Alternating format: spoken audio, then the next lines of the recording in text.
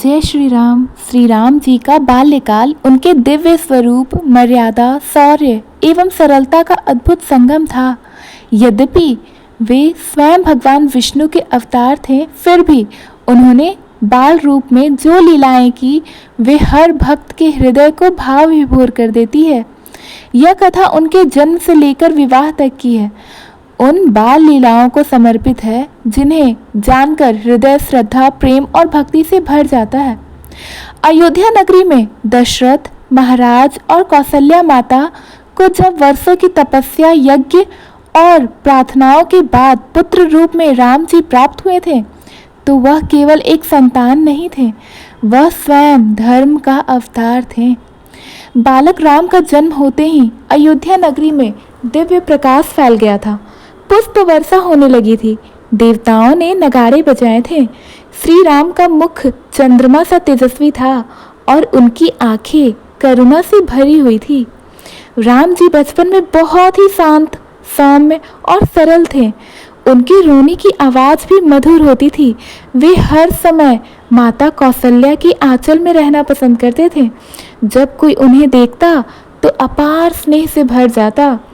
एक बार माता कौशल्या ने उन्हें झूले में लिटाया तो उन्होंने अपने छोटे से हाथ से आकाश की ओर इशारा किया और धीरे धीरे तारे हिलने लगे थे। सबको यह ज्ञात हुआ कि यह कोई सामान्य बालक नहीं है। राम जी की शिक्षा का प्रारंभ वशिष्ठ ऋषि के आश्रम में हुआ था।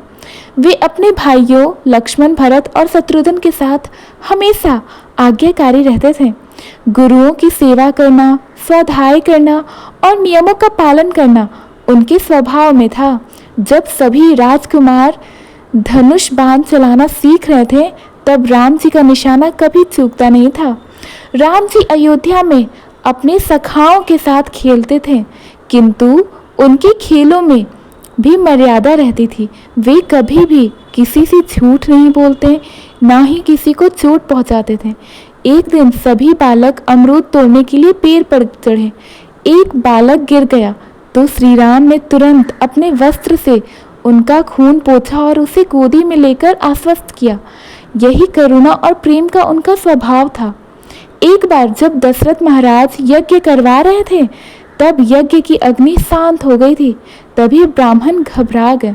श्री राम जी ने अपने छोटे छोटे हाथों से अग्नि वेदी के चारों ओर घेर बनाया और प्रार्थना की और तुरंत अग्नि प्रकट हो गई। लोगों ने कहा, यह बालक नहीं, स्वयं अग्नि में बैठने वाले भगवान हैं। ताड़का, सुबाहु जैसे राक्षसों का जब अंत हुआ, यज्ञ विध्वंस करने लगे थे, वे सब तब विश्वामित्र मुनि ने राम जी और लक्ष्मण जी को साथ लेकर उनका वध कराया था। बाल्यकाल में ही राम ने ताड़का जैसे राक्षस का संहार किया था। वे कभी भयभीत नहीं हुए, ना ही क्रोधित हुए, बस धर्म के लिए सदा तैयार रहे। राम जी जब विश्वामित्र जी के साथ वन में थे, तब उन्होंने कई ऋषियों को राक्षसों के उत्पात से बचाया था। वे जहाँ भी जाते वहाँ धर्म, शांति और मर्यादा का संचार करते। एक बार एक ब्राह्मण ने कहा, इस छोटे से बालक में ऐसा तेज कैसे है, मानो साक्षात धर्म खड़ा हो। जनकपुरी में विश्वामित्र जी राम और लक्ष्मण जी को लेकर गए। वही राम जी की भेंट माता सीता से हुई थी। माता सीता ने उन्हें प्रथम बार बगिया में देखा था, जहाँ राम जी पुष्प तोड़ने नहीं, बस वृक्षों को निहारने गए थे। तभी से यह दिव्य युगल जन्मों की प्रीत में बंध गए। शिव धनुष तोड़ने का आयोजन हुआ था। अनेक राजाओं ने प्रयास किया, लेकिन असफल रहे। राम जी ने जब गुरु से आज्ञा ली, तो सभी का हृदय उनके शांत भाव को देखकर हर्षित हो गया। राम जी ने शिव धनुष को ऐसे तोड़ा मानो यह उनके लिए एक खेल हो।